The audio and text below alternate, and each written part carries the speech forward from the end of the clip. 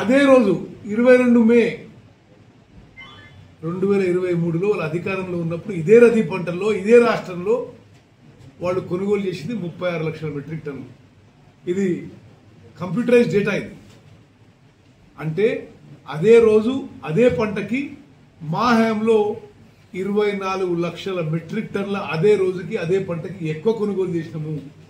మీరా కొనుగోలు గురించి మా గురించి మాట్లాడేది ఎంత సాహసోపేతంగా ముందుకు పోతున్నామంటే, తడిసిన ధాన్యం కూడా కొనుగోలు చేయమని చెప్పి కలెక్టర్లకు ఆదేశాలు ఇచ్చినాము. ఎక్కువ సెంటర్లు తెరిచినాము, ఎక్కువ కొనుగోలు చేసినాము. తక్కువ టైంలో రైతులకి వాళ్ళకి ఎంఎస్పి పైసలు వాళ్ళ అకౌంట్లో డైరెక్ట్ పడుతున్నాయి. అన్ని విధాలుగా మా ప్రభుత్వం అన్ని రంగాల్లో ఇరిగేషన్ శాఖలు మీకు ఎన్ని చెప్పినా ఒక సిస్టమాటిక్గా కొన్ని సంస్కరణలు తీసుకొచ్చి మెరుగుపరిచే ప్రయత్నం జరుగుతుంది. కొంత జరిగింది. మేము చేసిన చర్యలకి అనుగుణంగానే రికార్డు స్థాయిలో వరి పంట పండింది. ఓకే, గతానికంటే అదే రోజు అదే పంటకి ఆల్మోస్ట్ 2 ఇంతలు కొనుగోలు చేసిన మమ్మల్ని బీఆర్ఎస్ పార్టీ నాయకులు ఏదో బదనాం చేయాలి టైప్లో మాట్లాడుతున్నారు. Okay, thank you. నాకు చాలా ప్రాజెక్టు గవర్నమెంట్ పూర్తి చేయాలని నిర్ణయం తీసుకున్నాము. ఒక టైం లైన్, డెడ్ లైన్ పెట్టుకున్నాము. ఎంత నిధులు కేటాయించాలనో ఒక అంచనాలకు వచ్చినాము. ఆ నిధులు కేటాయించి ఆ ప్రాజెక్టులు పూర్తి చేసి యావత్ తెలంగాణ సస్యశ్యామలం చేయడానికి ఒక ప్రణాళికతో ముందుకు పోతున్నాము. మీరు ఇరిగేషన్ శాఖ పనితీరు చూడండి. వాళ్ళు కాళేశ్వరం నీళ్లు అన్నారు. కాళేశ్వరం నీళ్లు వాళ్ళు అధికారంలో ఉండనే బంద్ అయిపోయినాయి. బంద్ అయిపోయినాక భారతదేశంలో ఎక్కువ పంట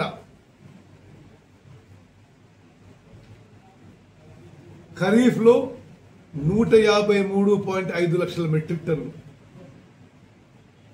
ఇప్పుడు యాసంగిలో 128 లక్షల మెట్రిక్ టన్నులు. అంటే సుమారు 2 పంటలు కలిపి మా హయాంలో 281 లక్షల మెట్రిక్ టన్నుల వరి ధాన్యం పండించినాం. మొత్తం వ్యవసాయానికి అన్ని పంటల విస్తీర్ణం కూడా వాళ్ళు కట్టిన కాళేశ్వరం కూలిపోయిన తర్వాత ఇప్పుడు రికార్డు స్థాయిలో అన్ని పంటల వ్యవసాయ విస్తీర్ణం, ఏకరేజ్ అండ్ వరిలో రికార్డు ప్రొడక్షన్. చీటికి మాటికి ప్రొక్యూర్మెంట్ గురించి మాట్లాడతారు. మీరు ఏమైనా బోనస్ ఇచ్చినారండి? మేము సన్నధాన్యంని ఎంకరేజ్ చేసి 500 రూపాయలు బోనస్ ఇచ్చినాం. ఇప్పుడు కట్టు, ఈడ ఇట్లా కాలువ కట్టు, ఈడ డ్యామ్ కట్టు అని ఆ నిర్ణయాల వల్లనే ఈరోజు తెలంగాణలో ఇరిగేషన్ శాఖ ఆగమాగమైంది. కొత్త రిక్రూట్మెంట్ లేదు, కొంత ప్లాన్తో ప్రాజెక్టులు కట్టలేదు, కొత్తగా ఆయకట్టు వచ్చింది నామమాత్రం. ఇప్పుడు మీరు ప్రత్యేకంగా గమనించాలంటే జస్టిస్ ఘోష్ కమిషన్ ఎంక్వైరీ సంవత్సరం నుంచి జరుగుతుంటే సడన్ గా మరి వాళ్ళకి నోటీస్ వచ్చేసరికి ఈ అసలు ఇంత వికారమైన మాటలలో మాట్లాడతారా? ఒక సుప్రీంకోర్టు న్యాయమూర్తి ఉన్న కమిషన్ ని రకరకాలుగా బదనాం చేసే ప్రయత్నం చేస్తున్నారు. కానీ మేము చాలా స్పష్టంగా చెప్తున్నాం, సుప్రీంకోర్టు జడ్జితో ఏర్పడ్డ కమిషన్ ముందుకు పోతుంది.